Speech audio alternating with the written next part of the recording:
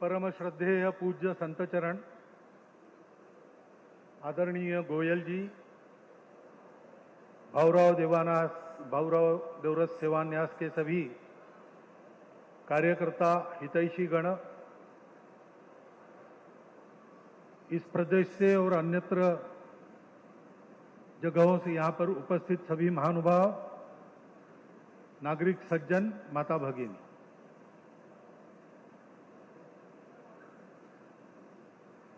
गोयल जी ने कहा कि मैं कुछ मार्गदर्शन करूं।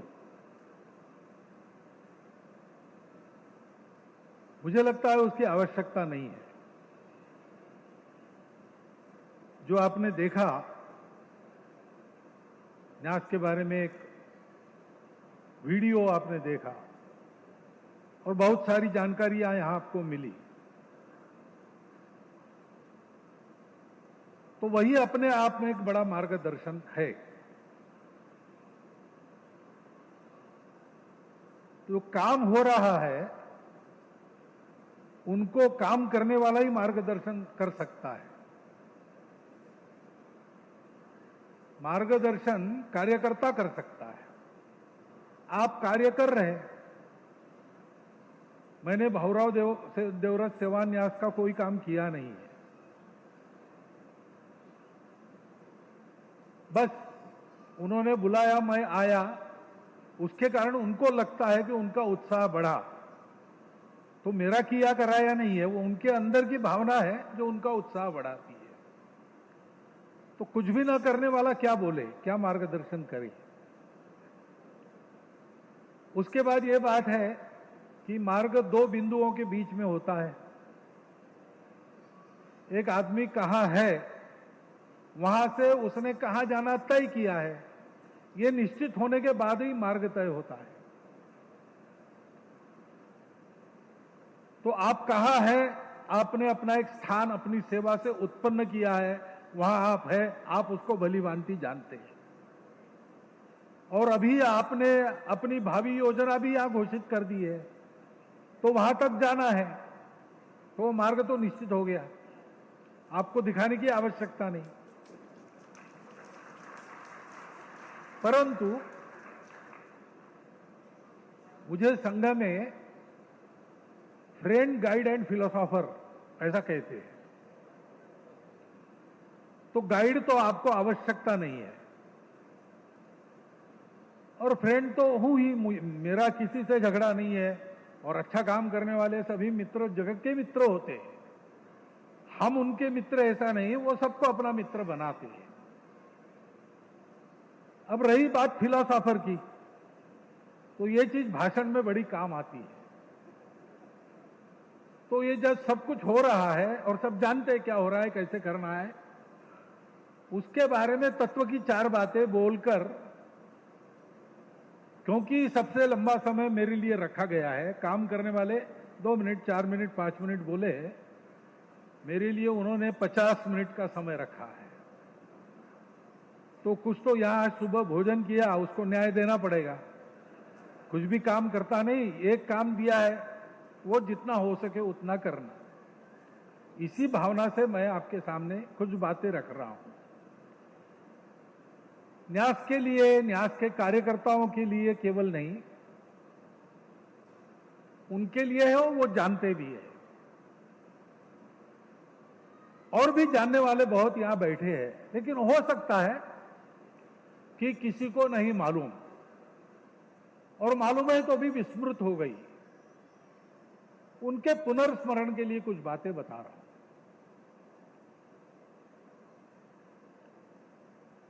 यह सेवा का कार्य है।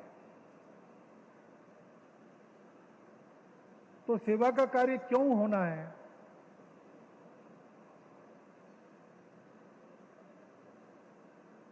क्योंकि हमारे यहां जीवन का दिखने वाला भाग यही माना गया है।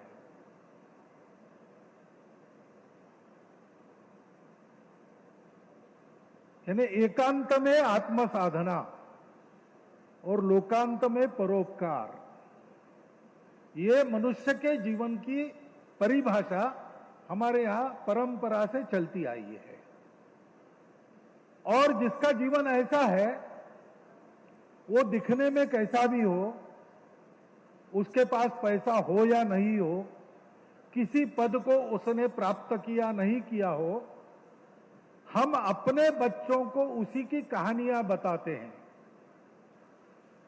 बहुत से लोग वैसा होने का प्रयास करते हैं, बहुत से लोग नहीं भी करते हैं, लेकिन सब लोग अपने बच्चों को उन्हीं की कहानियां बताते हैं। जैसे स्वामी विवेकानंद के पास एक ढेला नहीं था, उन्होंने कमाया कुछ नहीं, घर में दारिद्र्य था। उस दरिद्रता की अवस्था में उनकी माता के लिए खेतड़ी के राजा साहब 100 रुपया मनी ऑर्डर भेजते थे, तब उनका और उनकी भाइयों का निर्वाह चलता था। विवेकानंद ने कुछ नहीं कमाया, ग्राम पंचायत में भी चुन के नहीं आए, कभी कोई सत्ता स्थान नहीं मिला।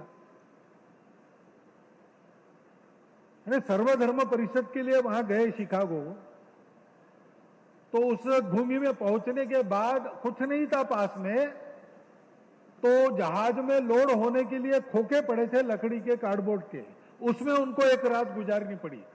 इतना अकिंचन, और उस समय तो अप्रसिद्ध थे बिल्कुल। और आप में से किसी ने उनको देखा नहीं, वो पीढ़ी चली गई। और अपने भ्रमण के दौरान वो ऋषिकेश में तो आए थे, लेकिन जो 7.25 लाख स्थान भारत के माने जाते नगर ग्रामों को मिलाकर, उसमें कितने जगह वो स्वयं गए थे मालूम नहीं। रिश्ते में हमारे कुछ लगते नहीं, लेकिन स्वामी विवेकानंद का नाम भारत का प्रत्येक व्यक्ति जानता है। केवल भारत का नहीं, दुनिया के बहुत सारे व्यक्ति जानते हैं। हम श्राद्ध अगर करते हैं और करते समय ध्यान रखते हैं, तो पिताजी के तरफ के 3 पूर्वज और माताजी के तरफ के 3 पूर्वज, इतने हमको प्रतिवर्ष सुनने के लिए मिलते हैं। चौथी पीढ़ी उसके पहले की, हमारे पहले 8वीं पीढ़ी के पूर्वज हम नहीं जानते। वो हुए इसलिए हम हुए हैं, लेकिन हम उनके नाम को भूल गए। और हमारा कोई संबंध नहीं है, ना हमारी पीढ़ी के है, न कुछ कमाया, न कहीं कुर्सी पर बैठे। लेकिन स्वामी विवेकानंद, सबको पता है, देश भर में उनकी मूर्तियां लगी है, क्योंकि हमारी ये भावना है। और ये हमारी केवल भावना नहीं है, ये सत्य है कि मनुष्य जीवन के मनुष्यता की, मनुष्य के भीतर धीरे धीरे प्रस्फुटित होने वाली दिव्यता की व्यावहारिक अनुभूति, व्यावहारिक अभिव्यक्ति सेवा है। मनुष्य और पशुओं में यही एक बात फर्क करती है। लोग कहते हैं मनुष्य पशुओं से इसलिए अलग है कि उसके पास बुद्धि है, कॉग्निटिव बुद्धि है।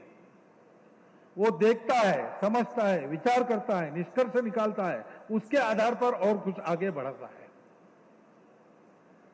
लेकिन अब ये केवल मनुष्य की विशेषता नहीं है, अब ये भी पता चला है कि ऐसा तो चिंपांजी भी करता है, ऐसा तो व्हेल मछली भी करती है, डॉल्फिन्स भी करते हैं। भाषा सहित कई बातें मनुष्य की जो विशेषताएं मानी जाती थी, वो कम अधिक प्रमाण में पशुओं में भी मिलती है। तो मनुष्य की विशेषता क्या है? मनुष्य की विशेषता है संवेदना। वो केवल अपने दुख दर्द का, सुख का विचार नहीं करता, जो दूसरे हैं ऐसा दुनिया में दिखता है। जैसे मैं यहां बोल रहा हूं, आप सुन रहे, तो आप दूसरे हो गए, मैं इधर हो गया, दिखता ऐसे है। लेकिन वो दूसरा कोई दुख में है तो अकेला मनुष्य सुखी नहीं होता। बहुत ज्यादा बताने की आवश्यकता नहीं, आप अनुभव कर सकते हैं। आपके मन में बड़ा आनंद है, हंसते खेलते हैं, आप खेल रहे, चल रहे, बड़ा आनंद है। लेकिन एक ऐसे घर में पहुंच गए या जगह पहुंच गए जहां पर कोई हादसा हुआ है, कोई दुर्घटना हुई है, सब लोग गंभीर है, तो आप वहां पर हंसते खेलते नहीं रह सकते। और आप बड़ी निराशा में है, बड़े उदास है, लेकिन मित्रों की हंसने खेलने वाली संगति में पहुंच गए तो आपके न चाहते हुए भी आप हंसते हैं। ये अनुभव ले लीजिए, लिया ही होगा आपने, ये अपना अनुभव है। ये संवेदना है, ये क्यों है? अस्तित्व की एकता के सत्य के कारण है। इसलिए अपने यहां पर घर में बूढ़ी दादी या नानी शिशु को समझाती है, बेटा सूर्यास्त के बाद पेड़ों को हाथ मत लगाना, वो भी सोते हैं। यानी उसका भी जीवन है, उसको भी सोना है, जीना है। ये सारी बातें मनुष्य भांप लेता है और ये हर एक मनुष्य में, हर एक मनुष्य में सिखाना नहीं पड़ता,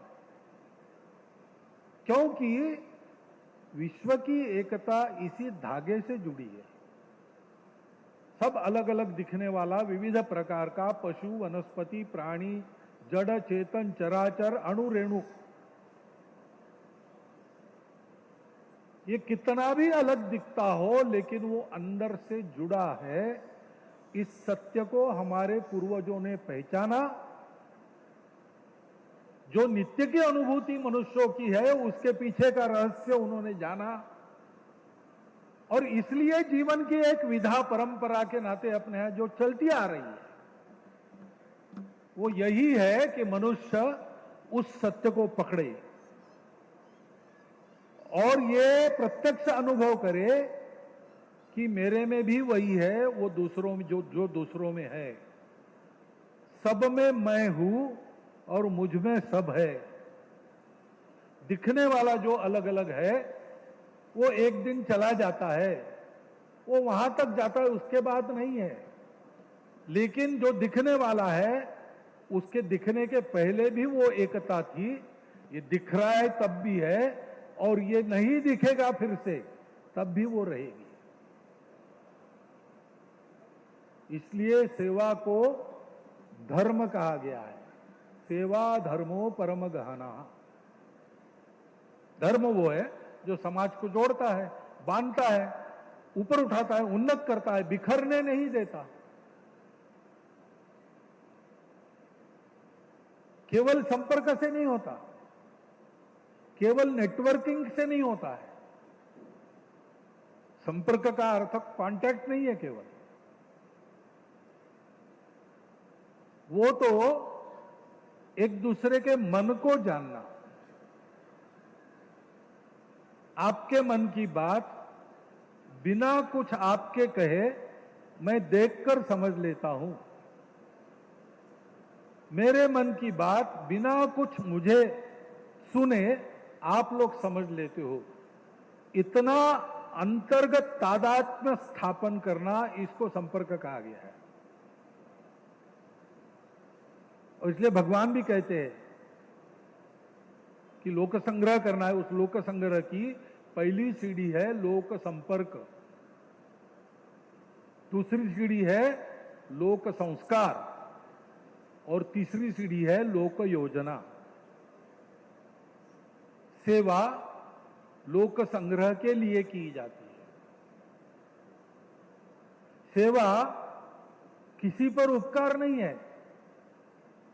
अभी विश्वस्त मंडली बैठी थी, उन्होंने अपने अनुभव सुनाए और अनुभव का एक समान निष्कर्ष यह है कि हम सेवा करते हैं तो हमारा जीवन बदल जाता है। अपने बंधुओं को अच्छा जीवन मिले इसलिए हम सेवा करते हैं।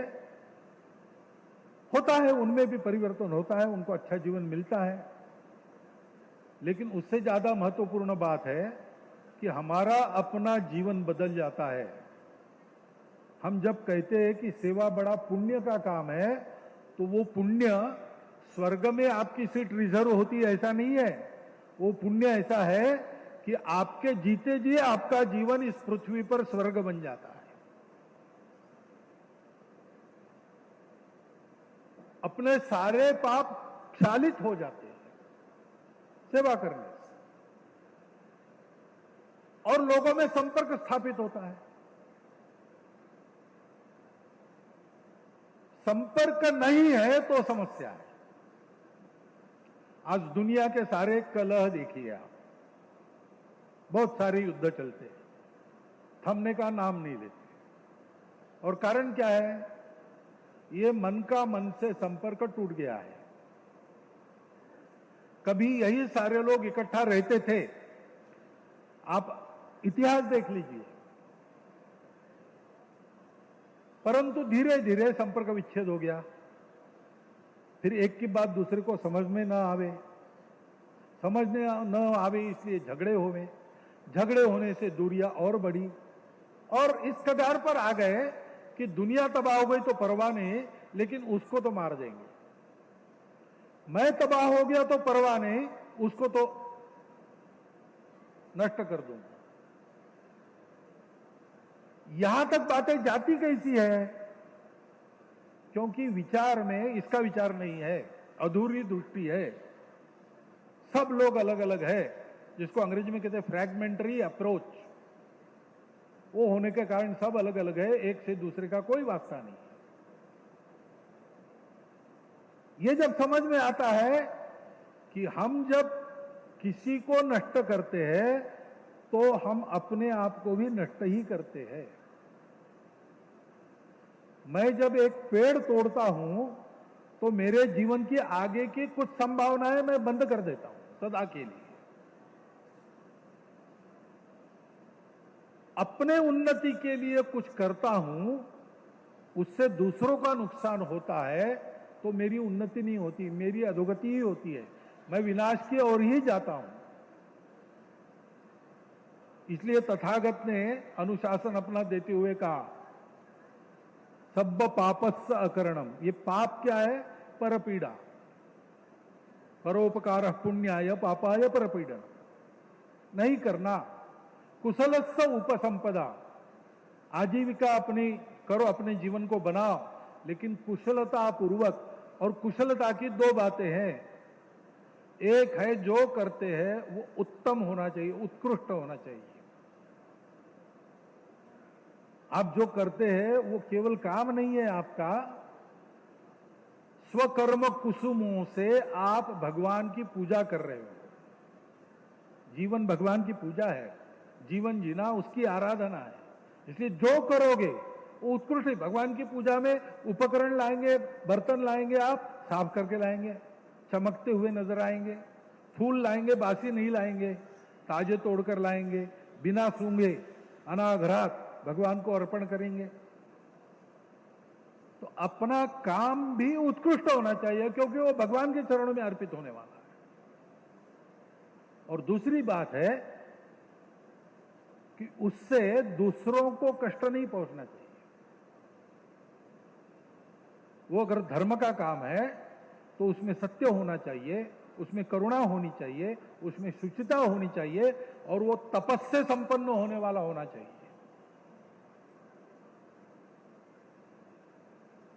अनायास मिल गया, किसी का ध्यान नहीं था, मैंने उठा लिया, मेरे पास है, उसमें समाधान नहीं, उसका भी चाहिए, छीन लिया, ये सब नहीं चलता है। ऐसा होना चाहिए। इससे क्या होता है? आगे वो कहते हैं, सब पापस्य करणम कुशलस्य उपसंपदा सच्चित्त परियोदपनम। इससे चित्त शुद्धि करते जाओ। ये परिश्रम का काम है, तपस है। उसके कारण शुचिता प्राप्त होती है। शुचिता प्राप्त हुई तो सत्य प्राप्त होता है, और सत्य मिल गया, इसका अनिवार्य लक्षण यह है कि मैं ये समझता हूं कि जो मुझ में है वही आप में है। तो आपके दुख दर्द की संवेदना मेरे में होती ही है, और वो दूर करने के लिए स्वयं के दुख की परवाह न करते हुए मैं काम करूं। ऐसे हम थे। हम जब ऐसे थे तब हम सब बातों में दुनिया के आगे थे, दुनिया के नायक थे। विद्या हो, धन हो, बल हो, ज्ञान हो, सब बातों में भारत की ओर लोग देखते थे, भारत का अनुसरण करते थे, भारत की भूमि को उसके लिए पवित्र मानते थे। भारत में जन्म लेना ये कितने मनुष्य जन्मों के पुण्य का फल है, प्रार्थना करते थे, भगवान हमको भारत में जन्म मिले। उस पुण्य के कारण आज भी दुनिया के लोग ऐसी प्रार्थना करने वाले हैं कुछ। परंतु जिस दिन हमने इसको भुला दिया, उस दिन से क्या हुआ, हम भूल गए, इसलिए हमने परवाह नहीं की। हम एक दूसरे से दूर होते चले गए, आपस में झगड़े भी होते चले गए। फिर हमारा स्वार्थ पूरा करने के लिए हमने बाहर वालों को बुलाया। हमारे लिए तो बाहर वाला कोई होता नहीं, लेकिन दूसरे को बुलाकर उसके हाथ से सांप मरवाया, सांप जिसको हम समझते थे, और इसलिए हम गुलाम बने। फिर हमारा शोषण हुआ, हमारा धन चला गया, क्योंकि हमने अपने स्वत्व को भुला दिया ना। यह हमारा स्वत्व है, भारत का सत्व है, यही हमारा सत्य है। प्रहलाद जी हिरण्यकश्यप के बाद बन गए साम्राज्य के, त्रिभुवन के साम्राज्य के अधिपति। तो इंद्र ने सोचा कि नारायण को प्रसिद्ध किया इसका विध्वंस करने के लिए, क्योंकि हमको त्रिभुवन का राज्य मिले। लेकिन तो उल्टा ही हो गया, उसी का लड़का बैठ गया। तो अपने गुरु को पूछा कब क्या करना चाहिए। बृहस्पति ने कहा आप कुछ मत करो, वो अपने पुण्य के बल पर, अपने शुद्ध निष्कलंक चारित्र और भक्ति के आधार पर वो नारायण का कृपा प्राप्त है, उसको प्रसाद मिल गया। अभी मत कुछ करना, अब रुको, राज्य चलने दो, अभी जाना उनके पास, मांग लेना। तो कितने हजार वर्ष होने के बाद पता नहीं, लेकिन दरबार में याचक बन के इंद्र चले गए और प्रहलाद को कहा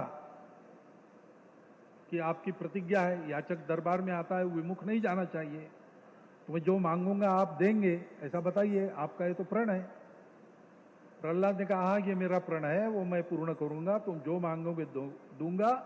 मुझे पता चल गया कि तुम इंद्र हो और तुम क्या मांगने वाले हो, इसका भी अनुमान मेरे पास है, लेकिन वो भी तुम मांगोगे, राज्य मांगोगे, मैं दे दूं। इन्होंने कहा नहीं नहीं, राज्य हमको नहीं चाहिए,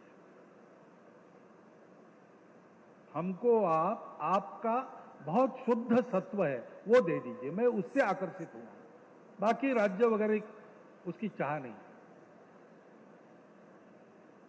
तो प्रहलाद ने कहा ठीक है, उदक पात्र लाया, संकल्प किया, पानी छोड़ दिया, सत्व प्रहलाद ने दे दिया। उसके शरीर से सत्व पुरुष एक आकृति निकली और चली गई इंद्र के। प्रहलाद ने पूछा आप कौन हो, यहां क्या कर रहे थे मेरे शरीर में, वहां क्यों जा रहे हो। उसने कहा भाई मैं तुम्हारा सत्व हूं, तुमने दे दिया, मैं जा रहा हूं। गया।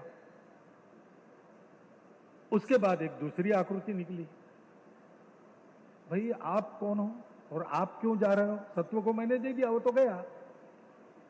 तो उसने कहा कि मैं तुम्हारा बल हूं, बल स्वत्व का होता है, सत्य सत्व सत्व इन्हीं का बल होता है, तुमने वो दे दिया तो मैं उसके पीछे पीछे जा रहा हूं। और एक निकले, उन्होंने कहा आप तीसरे महाशय हो, जा रहे हो, क्यों जा रहे हो, कौन हो।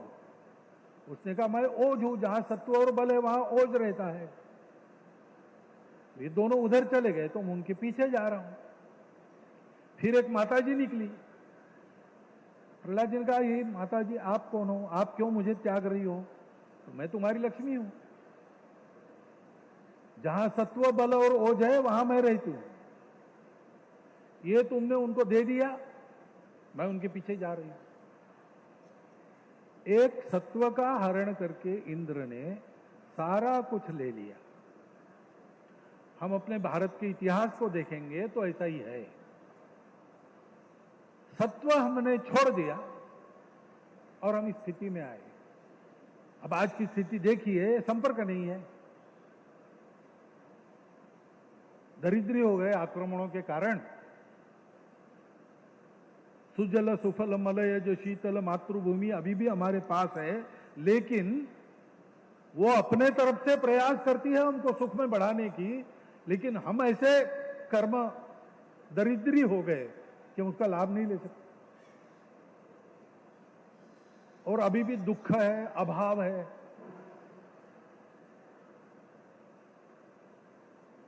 इसका लाभ बाकी लोग लेते हैं। जिनको भारत को बलवान नहीं बनाने देना है, भारत के बड़े होने से जिनके स्वार्थ के दुकान बंद हो जाएंगे, ऐसी ताकतें दुनिया में है, और वो प्रयास करती है कि भारत कभी उठे नहीं। ऊपर से चिकनी चुकड़ी बातें करेंगे, वाह वाह करेंगे, परंतु अंतस्थ हेतु सब समझते हैं, हम भी जानते हैं, जिनको जानना है वो भी जानते हैं। उनका ये सतत उद्योग रहता है कि आपस में हम बटे रहे, आपस में लड़ते रहे। अब इसको भी ठीक करना है, और ये नहीं होता तो भी, ये कैसे संभव है भाई? हम एक राष्ट्र है, हम एक समाज है, हमारा एक शरीर है।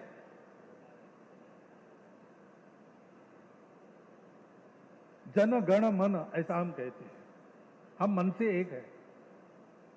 कितना भी कुछ दिखता हो, कितने भी झगड़े होते हो, कितनी भी ऊटपटांग बातें हम एक दूसरे के बारे में कहते हो, जब भारत की सीमा पर आक्रमण होता है, सारा देश ये सारे भेद भूल जाता है और खड़ा हो जाता है उतने समय के लिए। ये कहां से आता है? ये अंदर का सत्य है। कोई महापुरुष ऐसे हैं जिनको लेकर हम देश में जाते हैं तो किसी का विरोध नहीं है, सब उस महापुरुष के स्मरण में जुट जाते हैं। विवेकानंद एक ऐसा नाम मैंने बताया, शिवाजी महाराज एक ऐसा नाम है। पौराणिक काल से अभी तक के भारत के सारे जीवन पर्व में ऐसे नाम है जिनके बारे में सारा देश एक मत है। उन पूर्वजों को हम अपने गौरव मानते हैं, अपने आदर्श मानते हैं। और कुछ बातें हैं उत्तर दक्षिण पूर्व पश्चिम सारे भारत में, केवल आज का भारत नहीं, जो पहले भारत था वो पूरी सीमा देख लीजिए, उसमें वो बातें हैं, बाकी दुनिया में नहीं है। इस पूरे भूभाग में रहने वाले आज किसी देश के नाम से जाने जाते हो, किसी पूजा का अवलंबन करते हो, आपस में बहुत विरोध भी रखते, लड़ते भिड़ते भी है, एक दूसरे को नीचा दिखाने का प्रयास भी करते हैं, लेकिन उनके रोजमर्रा के जीवन को देखें तो कुछ बातें उनमें समान है। कहां से आई पता नहीं चलता, कहीं भी जाओ इस भूभाग में।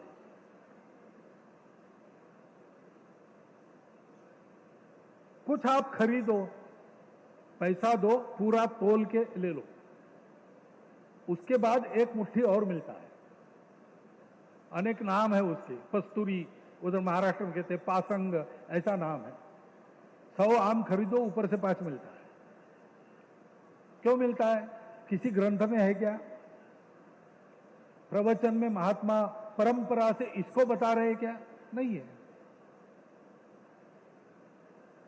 मांगने वाला आता है, उसको देना है तो बच्चे के हाथ से दिलवाते हैं।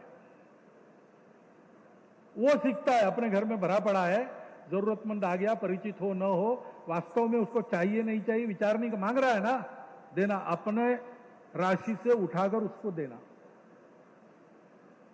हमारा स्वभाव बनाने वाली कुछ बातें ये सब में चलती है। आज हम भले ही कहो हम ये नहीं है, वो नहीं है, हम भारत के नहीं है, हम हिंदू नहीं है, ये सर्वत्र ये है।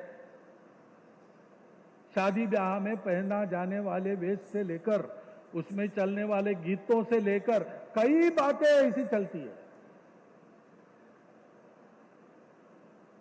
ये जो सत्य है अंदर का, वो बाहर लाना है, क्योंकि हम एक है, और हम एक है इसका मतलब है कि हम में से एक भी पीछे रहा तो हम सब पीछे हैं। आप कितना भी अपने बलबूते आगे जाओ, आपका बड़ा पहलवान जैसा शरीर है, कोई रोग होता नहीं, कुछ नहीं, अच्छा आहार, अच्छी निद्रा, सब कुछ ठीक है, लेकिन एक पैर लूला लंगड़ा है, तो आपको लोग पहलवान कहेंगे नहीं। कितने भी बड़े आप दिखते हो, आपको लूला लंगड़ा ही कहेंगे। ये हो नहीं सकता एक राष्ट्र पुरुष, एक समाज पुरुष में, कि कुछ लोग आगे चले जाए और बाकी लोग पीछे रहे। हमारा अपना एक रूप है, हमारे परिवार के कारण पूरे परिवार का एक रूप है। वैसे हम जिससे अभिन्न रूप से जुड़े, ऐसे एक समाज के रूप में, राष्ट्र के रूप में हमारा एक रूप है। हम बड़े सुंदर है, लेकिन परिवार में गड़बड़ है, तो जैसे हमारा रूप कलंकित होता है, वैसे हम और हमारे परिवार अच्छे रहे, लेकिन समाज में कुछ त्रुटियां है, अभाव है, दुख है, राष्ट्र में कुछ कमजोरी है, तो हमारा सबका मिलकर एक जो रूप है वो दुनिया में कलंकित होता है, अप्रतिष्ठित होता है। और इसलिए हमसे जुड़े हुए लोग, हमारे लोग, इस समाज के लोग, एक राष्ट्र के लोग जहां भी है वो असुरक्षित हो जाते हैं, अप्रतिष्ठित हो जाते हैं।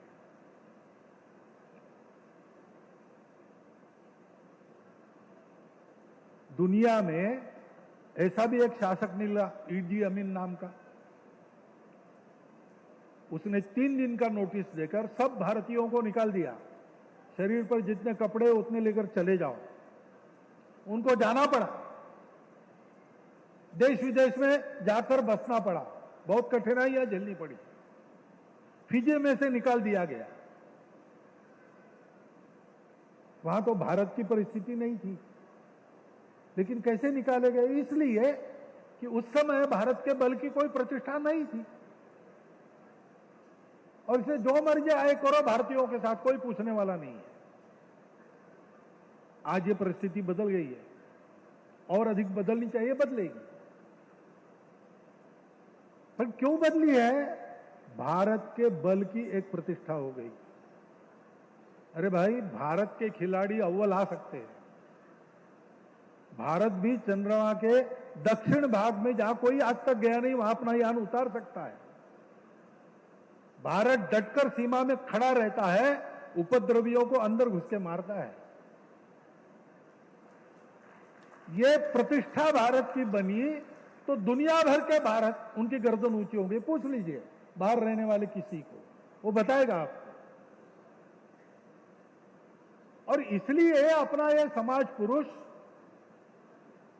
निर्दोष होना चाहिए, उत्कृष्ट होना चाहिए। यह हमारा सबका कर्तव्य बनता है, और यही बात हमारे मनुष्यता को शोभा देती है। नहीं तो हम काहे के मनुष्य हैं? अकेले खा रहे हैं, दूसरों को मिल रहा है कि नहीं मिल रहा है इसकी परवाह नहीं, ये कैसे हो सकता है?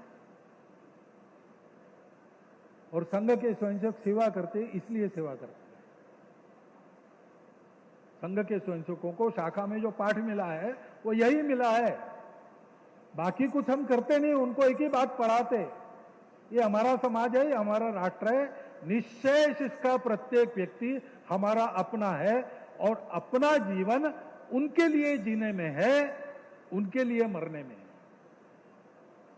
तो एक स्वाभाविक बात होती है कि जैसे जैसे संघ की शक्ति बढ़ती है, ऐसे काम खड़े हो जाते हैं। एक बहुत बड़े व्यक्ति मेरे पास आए कुछ साल पहले, और उन्होंने कहा कि भागवत जी, मैं आपके पास इसलिए आया हूं कि हमने बहुत कमा लिया, अब हमारी 5-7 पीढ़ियां बैठ के खा सकती हैं। अब हमको लगता है कि इस धन का उपयोग देश के लिए करना है, सेवा के लिए करना है। और आप बहुत सेवा करते हो संघ के लोग, तो आपका मॉडल हमको समझाइए, हम वैसी सेवा करेंगे। तो मैंने उनको कहा कि ये बिल्कुल मत कीजिए, आप हमारे मॉडल की सेवा मत कीजिए, आप अपने सोचिए, अपना मॉडल बनाइए, सेवा कीजिए, उसमें जो भी सहायता आपको चाहिए हम करेंगे। लेकिन ये हमारा मॉडल आपका नहीं बन सकता। वो क्यों नहीं बन सकता? मैंने कहा कि देखिए, आपने ही बताया इतना कमा लिया कि 7 पीढ़ियां बैठकर खाएगी और आप सेवा करेंगे, अच्छी बात है, हमारा 100% समर्थन है। ये बहुत उत्तम विचार आपके मन में आया, आप कीजिए, हम मदद करेंगे। लेकिन हमारा मॉडल कैसा है कि हमारा स्वयं सेवक वो खुद फटा कुर्ता पहनने वाला है और उसको दुख दिखता है कहीं पर, वो जाके लग जा, विचार भी नहीं करता। अभी इन्होंने 21 महीने में बनाने का वचन दे दिया, कुछ विचार किया था क्या? कोई विचार नहीं किया, हिसाब नहीं किया था। ये यहाँ इतने सारे हॉस्पिटल ये सारे बने हैं, तो कुछ विचार किया था क्या? कैसे बनेगा, इतना बजट लगेगा, ये सेंटर्स होंगे? ऐसा नहीं, जहां आवश्यकता दिखती चली गई, काम करते चले गए। अपना समाज ऐसा है, वो कम पड़ने नहीं देता, इसलिए काम खड़ा होते गया। मैंने उनको कहा कि ये आपसे नहीं होगा, आप अपनी योजना से कीजिए, बजट बनाइए, सेंटर्स बनाइए, क्या करना चाहिए कीजिए, हम आपको पूरी मदद करेंगे। आपका संकल्प बहुत अच्छा है, सत्य संकल्प है, परंतु अलग प्रकार से है। हमारा संकल्प ऐसा है, क्योंकि ये दुख देखा नहीं जाता। जयप्रकाश बाबू दिल्ली के शिविर में आए बहुत पहले, 60 के दशक की बात है, और आए, देखा उन्होंने शिविर। बाद में प्रमुख कार्यकर्ताओं का परिचय, कुछ 30-40 कार्यकर्ता थे, परिचय प्रत्येक हमारे यहां बताते हैं, संघ आयु यानी कितने साल से संघ में है, तो बता रहे 40 साल, 30 साल, 50 साल। तो पूरा परिचय होने के बाद जयप्रकाश जी ने प्रश्न पूछा स्वयंसेवकों को कि इतने साल एक काम में आप टिके रहे, ऐसी क्या बात है? तो एक कार्यकर्ता खड़ा हो गया और उसने कहा कि देखिए, हम एक बात जानते हैं, इस समाज का दुख दर्द हमारे काम करने की प्रेरणा है।